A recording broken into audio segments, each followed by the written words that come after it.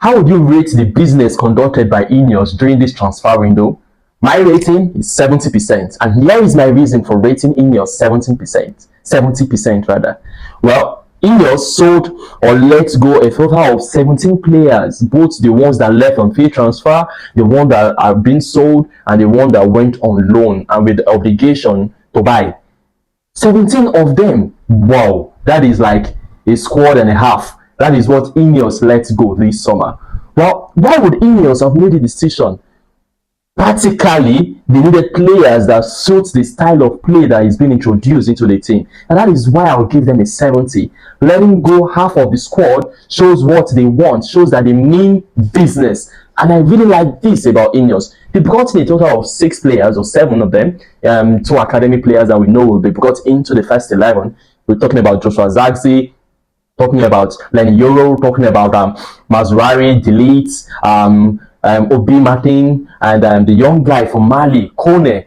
And the last but not the least that they signed just yesterday, that was not signed yesterday, but that was announced yesterday, which is ManUtd. Yes, these players are brought in because they are seen to fit the system that is being introduced by Ineos. This is what I like about them. Bringing in players that fit into your system.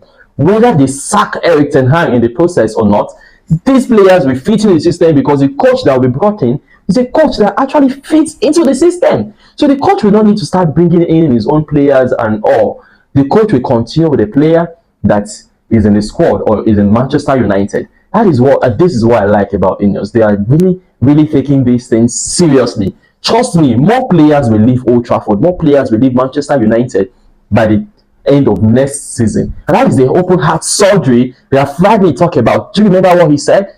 Take a look at the interview made by Rafrani when he was the coach of Manchester United. No, this is, in medicine you would see this is an operation at the open heart. So there are more things to change. Ineos is really going about the open heart surgery mentioned by Rafrani. And this is wonderful. I really love the way they went about it, or the way they are going about it. Letting Jadon Sancho go for as low as 25 million.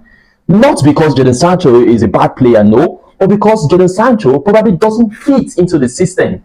The system doesn't fit Jadon Sancho, so they have to let him go. What about Scott?